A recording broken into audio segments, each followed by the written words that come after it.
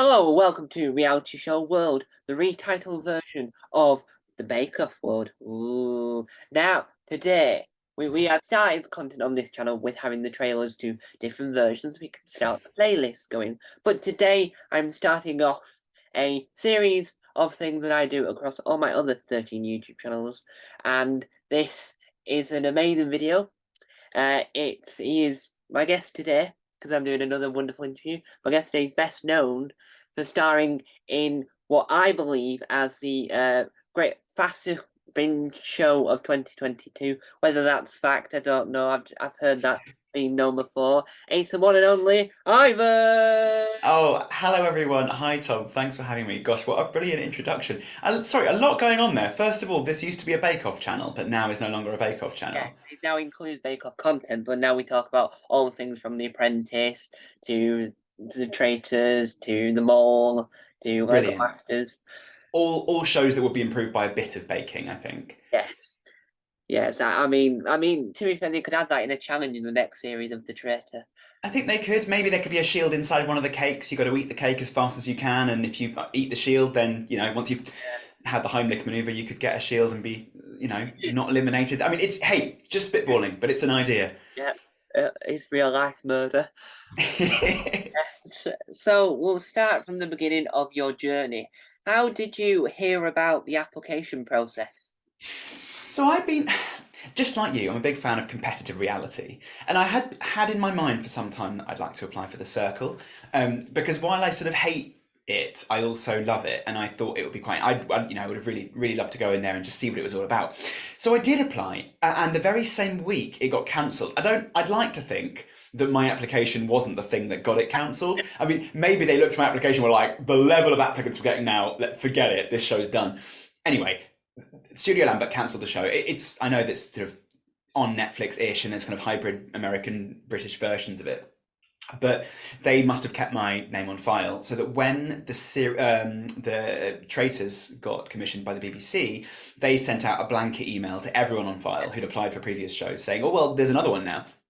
I looked at it, was interested. I knew De Verrader's already, the Dutch version, and I was pretty quick to pick up that this is Werewolf, Yeah, and it's quite a decent chunk of my job to run games, run sort of party games essentially. Often I've done it for youth clubs and corporate training events and all sorts of different places where I sort of run games, including D&D. I'm a D&D dungeon master, so I run a lot of dungeon crawls and things. But I was like, well, this is my niche, this is my bag. If there were ever to be a reality show I'd apply to, it's this, because I literally live this game.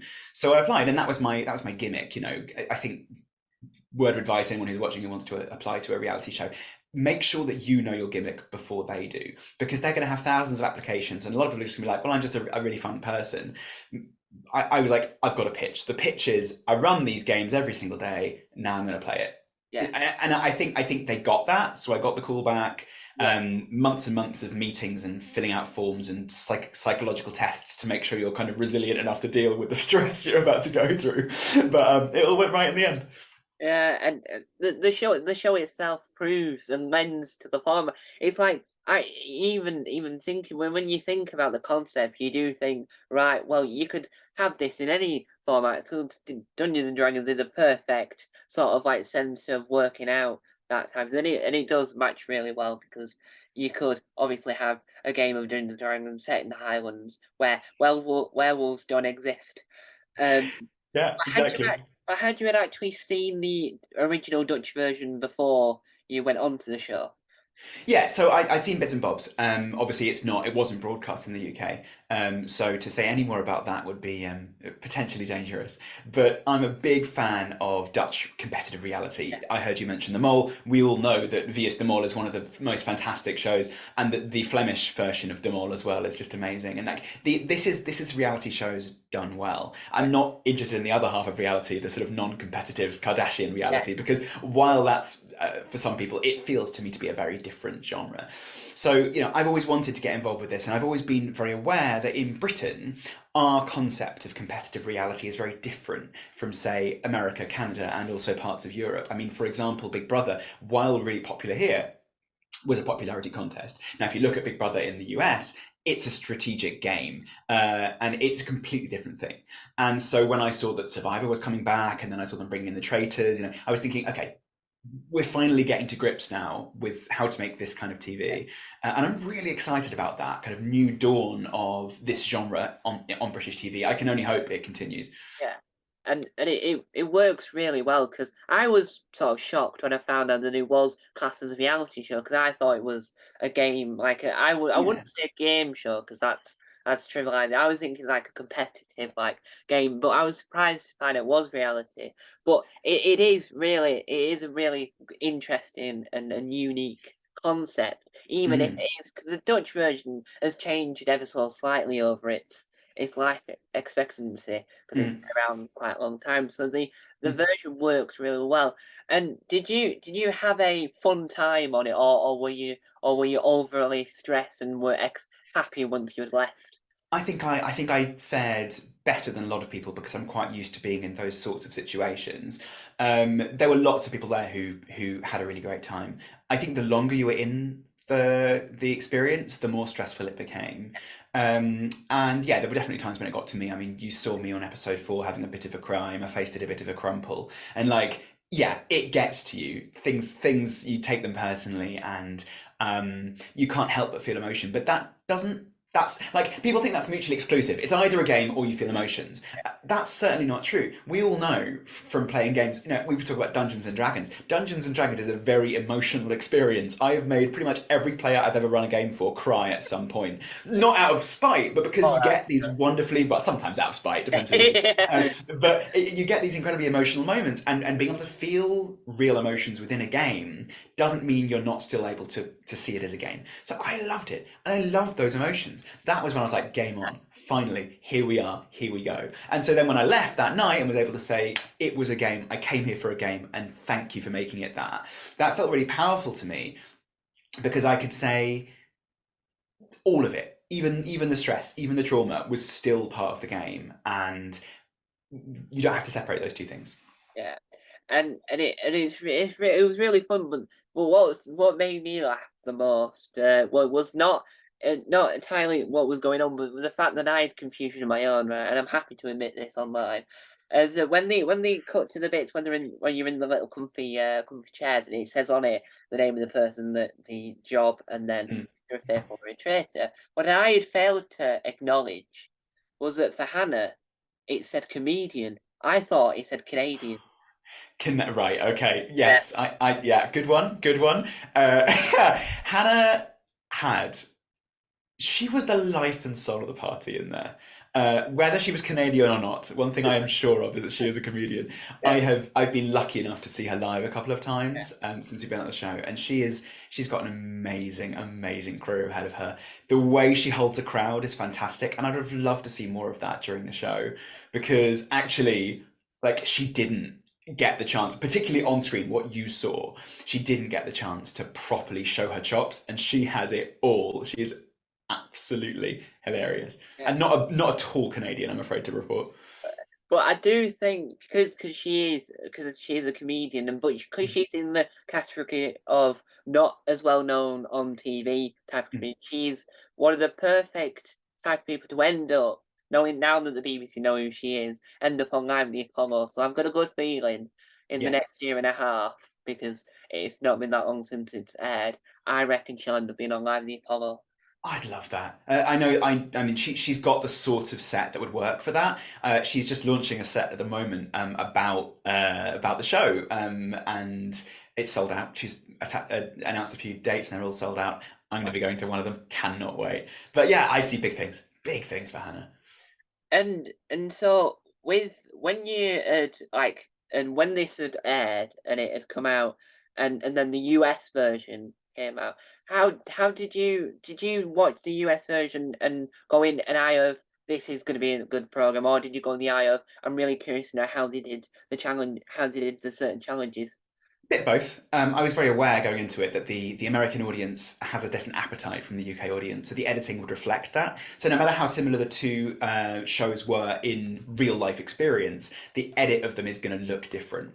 But I think as the US series went along, it got better and better. So yeah, I'll be honest, the main reason I turned it on in the first place was because I wanted to see the place I'd been and them doing the things I'd done. I wanted to see who went on trial. I wanted to see who got eliminated when I got eliminated and all that kind of stuff. But I did get drawn in. I did get gripped. Some of those characters on that show were amazing. No spoilers if you haven't seen it, but there's some truly iconic moments in that series. So I loved it. I adored it. And I don't know if I don't know if you know this, but it later emerged that they'd filmed the US version before the UK version. Yeah, Filmed it it back. was. So did you ever bump into any of the ones from the US version? No, there was a military operation in terms of keeping contestants separate. I can't really go into it, but it was the whole thing was cleared out. The Americans had all gone by the time we arrived. We knew that the people had been on set and filming for this, the same filming chunk that we had, and we heard occasionally from people, oh, the Americans did this or did the Americans did that, but we didn't even know, apart from occasionally like someone's name on a name sticker and be like, oh, are they in it? We very rarely got any kind of indication of how the American one had gone. But I do find it funny, people online being like, oh, couldn't the Americans have thought of their own tasks? And I was like, it's the same filming block. They come on, think about it. But what you mentioned there about how you wanted to keep them separate, didn't want to Yeah. anything, that felt to me like something that would happen on Taskmaster, because that's another one where they keep everything separate and they want to make sure that none of them know what's going on, because then they don't spoil it for each other. Yeah, that's interesting, isn't it? You need to have those real reactions live on camera for it to feel like a real show. And one thing I'm really proud of in this show, not that I had any responsibility over this, is how real it feels. And the reason is because it is real. Do you know what I mean? These were real experiences, real emotions. We've talked about reality shows. The thing that reality shows are famous for is like directorial input, reshoots. Can you go and have this argument with this person? Our show was 100% legitimate, no reshoots, nothing. Whatever happened, happened. And I think that shows, and I'm really proud of that, Mm. because that's how they got the legitimate experience that they did, and that's why people fell in love with some of the contestants. Yeah. And so you mentioned there the filming, but how long did it go on for, the film? Was it like every day, or was it a week thing? Oh, again, I won't go into the details because all of this movie magic stuff has been very much nixed in terms of people who might film the second series having an advantage if they know this kind of stuff. But it was exhausting. It was pretty much back to back. There was almost no rest. And yeah, again, the portrayal of the kind of time frame is almost exactly as you see it on TV. And so, because this show was like not as well known in the UK, you had to get a big star involved. What was it like when you first met the famous woman that's famous for the shampoo advert? It was incredible. We were speculating as we were approaching the castle who the host might be, and there were a few different theories. Someone had said Darren Brown. I thought that'd be quite funny. I thought it might be like a Scottish comedian, so I thought someone like Susan Calman, which would have been great. But actually, who they went with Claudia, we were bowled over. We're like, oh, this is the real deal. This is no BBC Three stuff. This is BBC One stuff. We were completely, and we lost our minds. That was ridiculous. Her hair is so shiny. I couldn't take my eyes off it, honestly. I've dandruff. Um, No, not anymore. but I think Susan Calman doing it would have been hilarious. Yeah, I mean, maybe not. I mean, she's obviously a big name, but like not as big a name as Claudia Winkleman. Yeah. But I can imagine her being absolutely fantastic, kind of being a mother figure, but also being quite sardonic and judgmental. She would have been great. That would have been my cast, but also I didn't know they had the budget for Winkleman, so the Winkleman budget. Yeah. And so, but it worked really well because it didn't seem like something she could do because you've known her for doing all these other things. But now, Yeah. seeing her on this, her career is going to 360, and it's not, you're not going to expect what's going to happen next. She's going to do something that's even darker than Yeah. that. Now 360, of course, is a full circle, so it'd be going in the same direction as before. What should we do? 480 degrees, so it's a full circle and then back round on itself.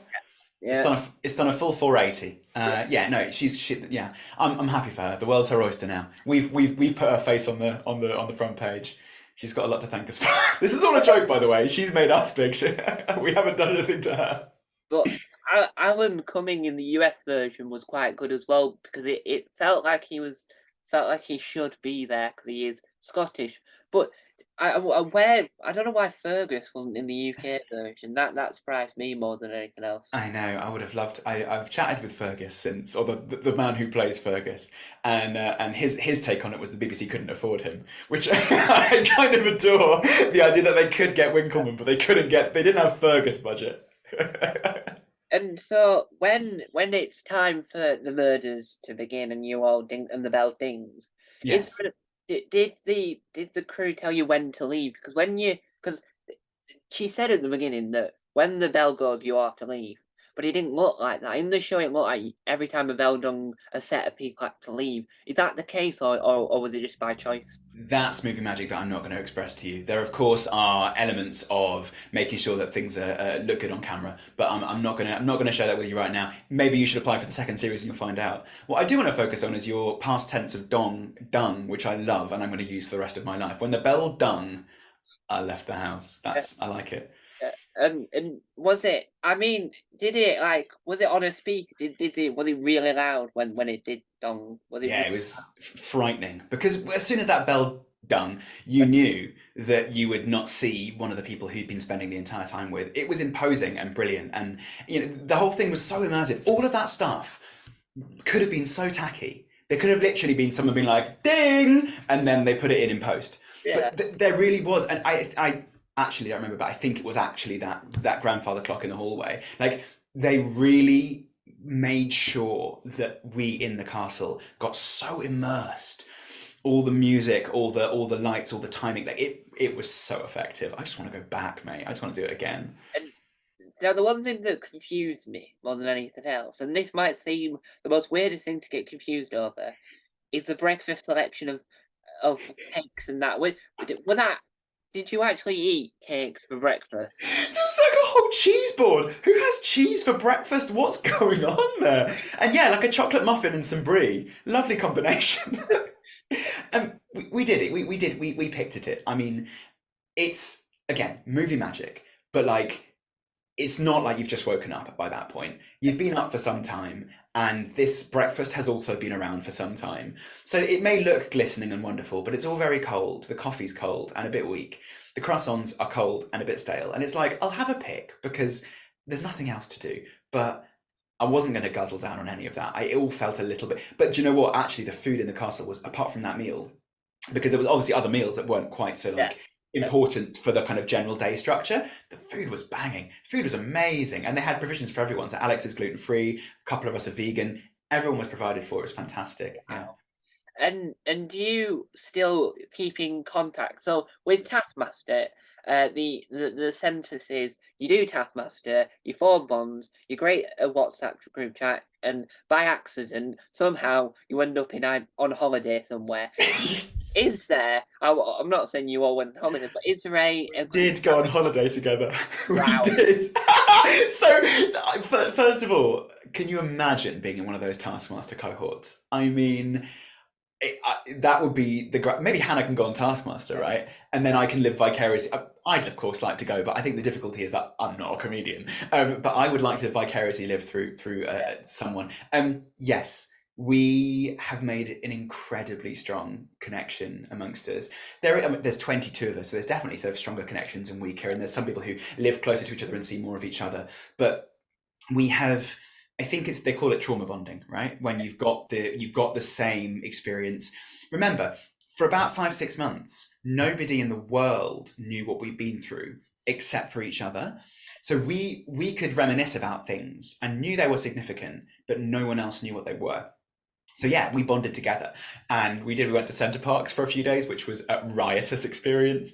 And we've done lots and lots of things since. And obviously now the show's out, we keep getting drawn together for podcasts here or sort of like press nights for a play there. So I get to see them. Most weeks I'm seeing at least one of them, or just for dinner at each other's houses and stuff. Yeah. Yeah. But not only have you appeared on the Traitors, you like it's more of a shift because it's not a reality show, because if it was the program about to if it was a reality show, I'd be really concerned. But you want to only connect. Yeah. What Yeah. was your experience on that? Because Oh my God. is like that's one of the greatest because there's many, one of the greatest quiz shows that's knocking about on the BBC. I'm fascinated by Only Connect because it feels as much of a British institution as Taskmaster. We were talking about Taskmaster, and yet it's never had a foreign version. And I think the reason is because it manages, through the incredible Victoria Coren Mitchell and the amazing cast and question writers, to foster this strange, awkward air. Like, you watch an episode and sometimes you'll feel really awkward, but there's something so loving about it and so content and familiar and challenging. I adore Only Connect. I was so excited to be on it. It was the best. I mean, first thing is, it may sometimes appear awkward, but that's the point, right? Victoria Coren Mitchell makes you feel so welcome, and then the camera turns on and she sort of, goes into her like thing. She's superlative, but the show itself is phenomenal. It's such fun to be part of. The crew are so friendly. Obviously, it's a much smaller crew than the Traitors. It's a much smaller operation, but you feel in good hands. And so when I was on my series, we did 3 or 4 episodes and got to the quarterfinals. We then went back and did a Christmas special as well. And every time, those couple of days in Cardiff were just phenomenal. So great. I'd always go and lay a wreath at Yanto's grave, all of the things you got to do when you go to Cardiff Bay. A great time had by all. And the bits where when the little things pop up, I'm going to call them rectangles. I'm not going to go into too much explanation of my thought process of that. But were they on a screen in front of you to look at? No, those are put in post. What you're doing, you're looking across the set at a big screen opposite. Essentially, there's 3 of you in a row. Imagine the 4th person, the person on the other end from Victoria, is a big screen with the question on it. So that's why when you see the question begin, everyone looks over that way because that's what they're seeing. Yeah. And was it incredible fun? Did you wish that if they ever did a Champions of Champions or a reunion special, would you ever want to do it? Are you talking about Only Connect? Yeah. Yeah, I mean, I was really, especially in the first series we did, I was really nervous, like proper jittering all the way through the episodes because I don't have a particularly good general knowledge. Like, I'm good at making connections. I like the puzzle element of it. I think that's why I'm quite good at it. But we were relying on Thomas, our captain, who was, by far the best quizzer of the 3 of us. So I was very nervous, mainly about getting things wrong, like being actively wrong and losing points. So it was definitely tense the first couple of episodes. By the time I got used to it and realised it didn't really matter how many I got, I enjoyed it a lot more. And the last episode we did, which is this Christmas special, a music special, and music is my specialist subject, so I got a load more questions right than I normally do. But also, I had a broken jaw, a head wound, and I was quite high on painkillers because I'd been mugged 3 days previously. So the entire experience that time was very surreal, and I wasn't nervous because I don't think my brain could cope with both thinking about the answers to questions and nerves at the same time. Yeah, and I think with Only Connect, it's of the BBC Two lineup for quiz shows. It's easier than University Challenge. How dare you? Yeah, it is. No, it is. Yeah. Yeah. You're more likely to get an answer right on Only Connect than you are in University Challenge. It's just more fun as well. The whole thing has this sort of playful element that really gets. I mean, that's my niche. That's my thing. I love anything that's playful, that's silly, and Only Connect has this kind of silliness at its heart, which is it can be a question about nursery rhymes followed by a question about Russian dictators, and it's just like, yeah, you just got to know it all. Yeah. Yeah, and not only have you appeared on the telly with the Traitors and with On Connect, you've also joined your own following that didn't rely on the BBC at all with your amazing, or I'm going to say the word again, amazing podcast, The Foreign Lava. Where did the idea of that come from? Well, that's very kind of you. I was wondering what you were going to say there, because I've had various forays into the internet. But yes, so one of my hats is as an author, and I wrote a bunch of books that were sort of collections of folk games that people could play, mainly families or groups of friends could play together. So the idea was like bringing more play into real life and making life more playful. And as an attempt to kind of publicize the book on its release, given we all know that unless you're already a big name, book marketing budgets are low and a lot of the work is by the author themselves. I was like, what can I do to mark out a space and give proof of concept for this? So I was like, okay, I'll do a podcast. Every episode I will meet an interesting person, whether it's a friend of mine or a well-known person who I happen to know, or somebody who, replied to my persistent DMs. I would meet them in the place that they found themselves most comfortable. I think I said it always like a place where you're most at home or something like that, and play games with them. Now, those games would be sort of conversational games that would almost be a surrogate for questions. So rather than having an interview, I'd play games that would reveal more about their childhood, or games that would like show us what their favorite things were. So it was basically like, instead of asking you questions, we're just going to be silly, which was really nice because it opened people up in a different way. So some people who would never do an interview with me would be like, I'll play games with you in a wood. That sounds fun. So yeah, no, it was good. I mean, I had a really good time making it. I had to stop because first of all we went cycling across America, and I just didn't have a day a week to like film and edit, not film, record and edit and publicize. But also, I always found it difficult to stick with projects. Same with my writing, like I'll start a lot of projects and then I'll get a bit of the way through it. I'll be like, I'm just bored of this. It gives me physical pain to finish it. I did about 35 episodes of this podcast, and that was really good. And someday I might start it again. There is, in fact, a podcast on the horizon, but it's not The Floor is Lava. You'll have to wait and see what it is, though. Now, one of the other greatest things about the podcast, and it's always something that I always strive to do, but my musical skill is very great, is the theme tune. Yeah, It's so catchy. How did you come up with the theme tune? I don't remember really. I just slammed away at a keyboard for a bit. So I'm not. I love music, but I'm not particularly good at instruments. I'm quite good at singing. So I was like, well, I'll just kind of keep hitting keys till I find a chord sequence, and then I just got on, whether it was GarageBand or whatever, and just sort of kept adding tracks until it was there. I think I struck lucky because I find it really hard to write a melody. Like, maybe you don't, maybe you do, have written music before and you think, oh, I've written something really unique, and you listen to it back, it's like, this is exactly the same as the last song I wrote. This is the same tune, the same rhythm, just different words. So, luck is the answer, Tom. Yeah, and so during this, you spoke about your love of games. But how did you get into the whole games genre? Oh, I think you're born into it, aren't you? My mum was a particular hero of mine when it came to play. And her basically her parenting technique was like, if things are boring, if Ivan's not playing along, if things are getting frustrating, let's turn this into a game. So throughout my entire childhood, games were kind of very central. There was also an element of it, which is just I always wanted a Game Boy, and they never got me a Game Boy. So games sort of, in terms of like video games, just took this very high kind of like heavenly level of like the unattainable. So that when I eventually got one, I was kind of obsessed. So to get that, then I went, just as most men do, just went through like plenty of console gaming and games nights with friends and board game collections. And then I became a primary school teacher. And I realized that play and games were a really effective tool at engaging young people, but also developing all sorts of really important soft skills that you can't get through like learning grammar.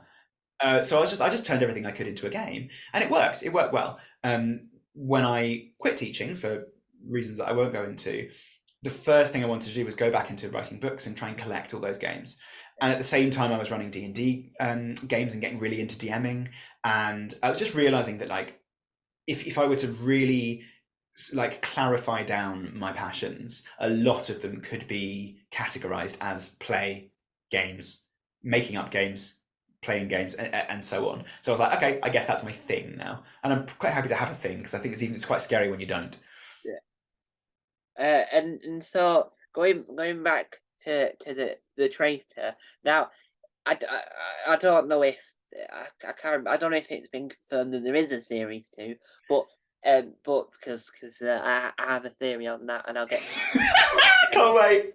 Uh, if there's anyone watching this that's contemplating applying when the applications appear, without giving too much away, what advice would you give them for doing the series?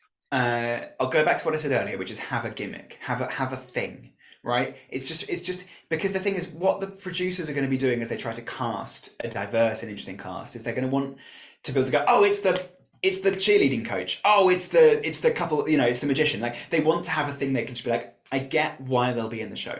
So it's not enough to say I'm a super fan, right? Make sure that you've got something which really marks you out, even if you don't see it as being an obvious sell. You've just got to have something really unique about you that makes you memorable. Because after the success of the first series, now yes, you're right. There's not actually been a second series confirmed, but I feel like it's as good as saying there will be one. It would seem mad for them to leave this on the table after the success that series one's had. But they will be sifting through, I should imagine, tens of thousands of applications, given that that's how many there were for the first series, and now it's been this big, maybe hundreds of thousands of applications. And you've got somehow to stand out from that.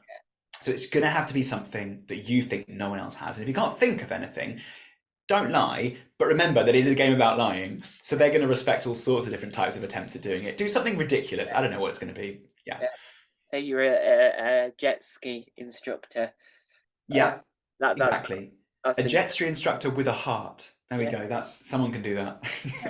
Now my theory is, and it's a very simple theory. Now, because of people worrying that the second series won't be as good as the first series, and to stop people from worrying, they should air every single version of every single episode ever of all the international versions, so that they never have to make a second series, because the fans never get fed up, because there's always going to be a version on, because there's a Belgian version and Yeah. a French Belgian version, and then there's all sorts of versions. So they could just spend the whole year and they say we haven't got enough room for a second series, just to not annoy anyone if the second series isn't as good as the first. They're not going to do that. It's a good theory, but it's wrong. They're leaving money on the table. Thing is, as much as they can get, for broad people watching those shows, they won't get as good figures, because just like with Married at First Sight and Married at First Sight Australia, the viewing public are not ever as willing to watch a foreign version of a show as they are watching a UK version of the show. They feel more association. Like, I live in Cornwall, and the number of people I meet on the street who are like, oh, from Cornwall, you're the guy from Cornwall. Like, it matters, those kind of geographical things, but also the cultural norms and the cultural memes. The sort of people that we represented see themselves in us. Whereas when you watch the US show, I bet you didn't see anyone who you thought was like you. Yeah. And well, the US version was slightly different because it had a mixture of Yeah. so-called celebrities. Because they weren't well known enough to. Ryan Lochtey's quite famous globally. He does all the swimming in that. Well, yeah, Yeah? you can. We'll cut him some slack, but Okay. the reason why they did that is because Peacock were worried that the show wouldn't be as successful without them. So there's too many reality shows in America. They had to just implant them in just to make sure that they've got enough people to watch it to make the money worth it. Yeah, and it very nearly could have gone the same way in the UK. I mean, the first couple of episodes didn't actually have very good figures. They thought, oh, we'll put it on after the England-Wales World Cup match, or it was World Cup, yeah. But what happened was the match ended. There was half an hour of Gary Lineker being deflated because it was an easy win, and then by that point, it was like 10:30 at night. By that point, everyone had a couple too many beers and gone to bed, and then our show came on. So it was supposed to be this massive launch after the World Cup, whoa, and then no one watched it. So they had, they weren't relying on celebrity names apart from Claudia Winkleman. They had to rely on the drama, and luckily there was drama. Yeah. But it worked. It was a unique selling point because they released the first episode for a whole week. You could watch all of them at once. But if you weren't quick enough, they removed them off the iPlayer, and then you had to then watch it weekly. Well, not quite. They never put anything past episode 3 on iPlayer. So they you could binge the first 3. Oh, I thought all of them. No. So people thought there was, and then because they've made it bingeable, but then you're right. You're wrong. It was never episode 4 onwards. I would have known because my elimination was episode 4 and 5, and I didn't have anyone knowing I'd gone home until that second week. Yeah. But what it meant, it was really interesting because there are a few drawbacks of this format. One of them is that it always starts slowly. You've got to make episode 1 interesting, but episode 1 isn't as interesting. There's too many people in the show at that point, and you don't have all of the reasons why people don't trust each other and all that. For half of the episode, there aren't even any traitors. So they had to get people to episode 4, right? Episode 4 was where, with the Red Breakfast and Tom and Alex and Matt, and then my elimination, everything else. That's when things got really, really spicy. And episode 3 was also pretty spicy. But they had to get people to episode 4. So for those viewing at home, they had the weekend after episode 1, 2, and 3. They had the weekend to wait for episode 4. But for those who watched episode 1 and then went and binged 2 and 3, they had a full week to wait for episode 4. So what that meant was, when episode 4 hit on that Tuesday night, it had the highest viewing figures of any episode so far. It trended on Twitter number 1 in the UK for the first time. Those 3 episodes had built up to it. And that was the point at which it made it water cooler TV, because everyone watched that same episode at the same time, and then when I talked about it the next day at the office, if they put the entire series onto binge like Peacock did, I truly believe the show would not have been the success it was. Yeah, and I think the Traitors. I mean, I've spoken to people that have said they'll watch it because they've heard good things about it, and that's what's really good about it is Mm. that it's talked about. Reality TV isn't talked about enough in this sort of sense. Not like you like your MasterChef, they're talked about too much. But these aren't talked about enough. But because this was a runaway success, literally, Yeah. you know something's a really big success if you're on Gogglebox weekly. Yeah, It- yeah. Oh my God, that was mad. Yeah, I saw my own face in Gogglebox. I saw them saying my name on Gogglebox. I was like, what's happening now? The other advantage of that is there were only 12 episodes. So if someone says, oh, the last series of Love Island was amazing, and you go onto ITV Player and there's like 65 episodes, absolutely forget it. Like, forget it. Whereas you go on this one, you're like, oh, okay, 12 episodes, I'll try one. Oh, I liked it, let's try two. It's a bite size, really, in terms of how big reality series often are. Yeah, and it got good press because I mean, people have the problems with this morning, but this morning's got a big enough audience Yeah. to suffice enough people watching it, and it's ITV, so you got the competition talking about you, and then Yeah, that was good. Claudia was on Graham Norton talking about it, which is Hmm. another big show. So the audience was obviously not just going to be 100 or a million; it was going to be massive, and I still see people talking about it to this day. Yeah, yeah. The chat about it's been amazing. I think the last time I saw it, it said they've had 28 million unique streams on iPlayer, and I think that's on top of whatever's now been. Yeah, that's just iPlayer, and then it's on top of whatever's been viewed live. So I'm imagining the first episode had about 5-6 million views, which is good compared to other shows. I mean, compared to the launch of other show, the Love Island series that's going on right now, it's not done nearly so well. There have been shows in the last 10 years that have done significantly better than it, but for a first series with an untested format, we couldn't have hoped for more. We really couldn't. Yeah, and since they've released the BBC releasing with Tiger Fox a board game, well, I'd say a board game, more like a card game version. Is that Yes, is that something you'll end up playing in your own home with your friends and family? I've got the card game. I've played it. It's pretty good. It's not like the trade. It has similar elements to the Traitors, but it's not like a game of Werewolf. If you want to play Werewolf, just play Werewolf. I believe they're also working on a board game that's out in September as well. So yeah, no, they're pretty good. I mean, I think the idea of merch is just hilarious to me that there could be merch for these things. I want to cover my house with that. Yeah, it's good. It's decent, and it's sold again, sold really well. I don't think they were expecting it. Yeah, and we talk about merchandise, this is only a request for the merchandise people out there watching. I would say what would sell really well is a pin badge of the logo. Yeah, that's nice. Or like a series of pins. Yeah. One like that, one that says 100% of faithful, and so on. Yeah, yeah, that'd be nice. All right, we'll get on it. I'll tell Claudia she can print them. And with this with the show it the way it is, you had also had these photo shoots you had to do. What was it like doing the photo shoot with just random hooded figures in the background? Oh no, we didn't see those. They were put in later. But yeah, it was weird. I mean, I'm not used to any of that stuff, right? I'm just a normal man. I'm just an innocent man. So when they put me in, and they was like, right, can you do a pose? I was like, no. They were like, can you fold your arms? I was like, it's so strange. Yeah, they just sort of tried to loosen me up and get me to sort of look threatening.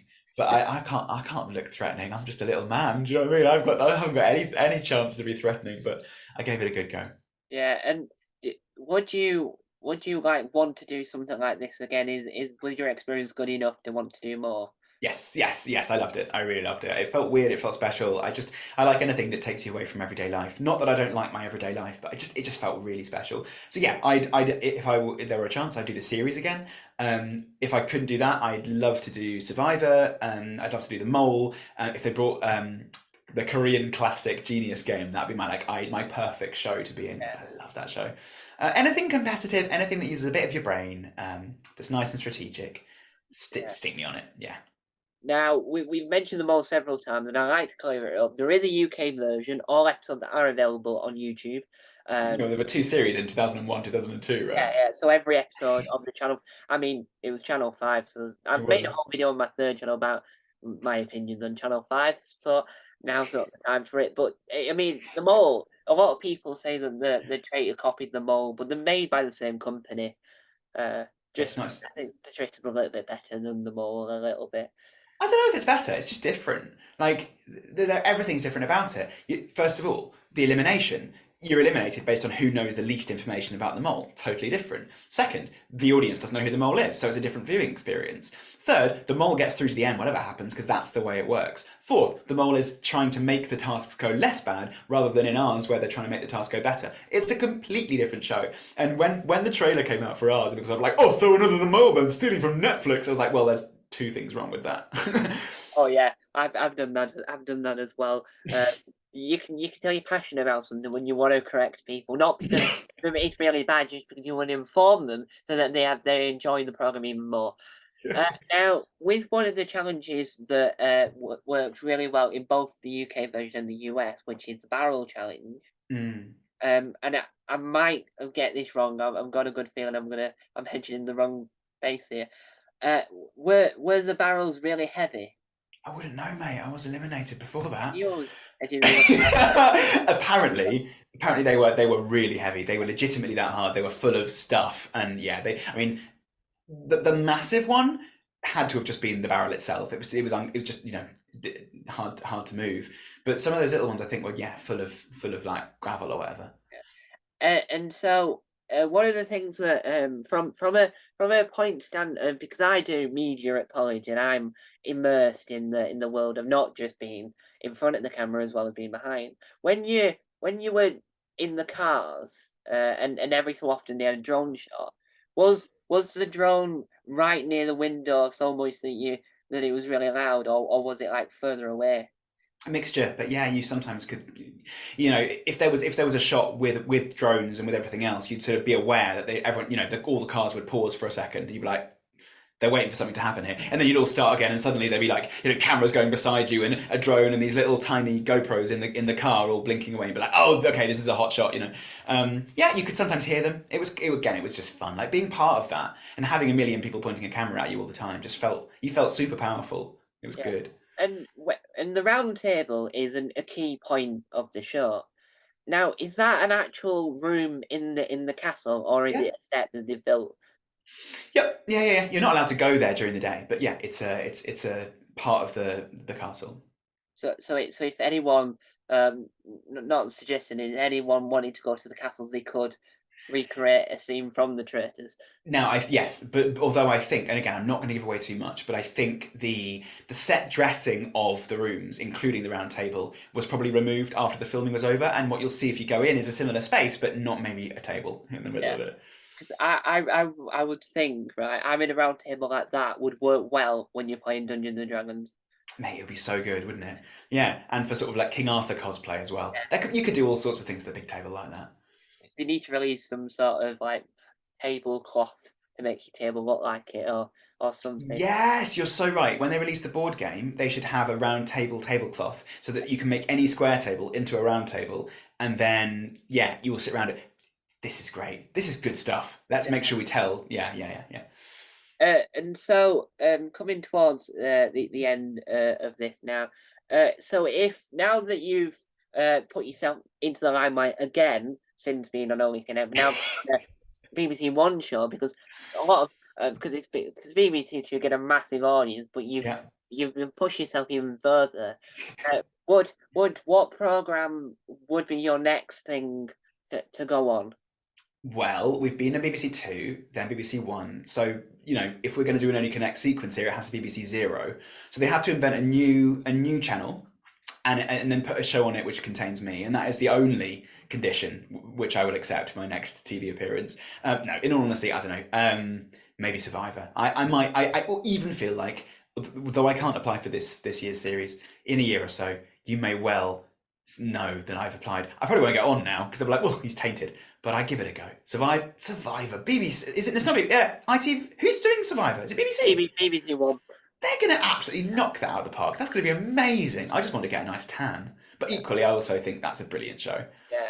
Now, for viewers that might be having the same process, maybe thinking the same as some other people. No, Survivor isn't well, it is, but it isn't the drama program that had two different iterations. We're on about the reality program, not Yes. the drama that's turned into an audio drama. Is that Survivors Yeah, with an well, S? it probably has an S. I don't know, but There's one at the beginning. Yeah, I mean, no, this is the reality show. It's very much based on alliances, trust. It's kind of Big Brother without the votes, and yeah, it's the tasks are really important, and it's great stuff. It's it's really good. Big Brother without Davina McCall. So yeah, so now we've come full circle, 306 back to the beginning to the end. Uh, I, I'm not very good at maths, so I should have mentioned that at the beginning before I started my circle analogies. So now this is your opportunity All right. to promote anything that you've got either coming up, out, that's soon, or anything that you want to let the dear viewers know about. Dear viewers. You can now take to the not to A4, but you can now take to the mouth. I'll take to the mouth. Thank you, Tom. Right, well, I don't know. You can find me on various social networks. I'm on Twitter and Instagram and TikTok. I am launching a Twitch account. We've had one stream so far. The cast of the Traitors have played Among Us, which was great fun. We're going to do some more of those. I don't know when this video is coming out, but I'm going to start streaming weekly on, I think, Thursday nights, all sorts of things. So yeah, definitely find me on Twitch. In terms of like physical things for me to buy, for you to buy, the main thing right now is I've got a series of books about games. So if you're into games and you like that kind of thing, The Floor is Lava is the book that I wrote, and the sequel to that is Board Games, which is, I mean, there's a question mark and an exclamation mark, so it has to be. I like a title you have to like perform. Yeah. Do you know what I mean? So yeah, you can find them on Amazon. Basically, if you search my name, Ivan Brett, and then book, it'll come up. There's stuff in the works that I can't tell you about. There's some really exciting things on the go, but yeah, just find me online. I'm often there. I'm very online at the moment. It's ridiculous. Yeah, and so there we have it. Now I quite like the title of that book, Board Game. Yeah, thanks, man.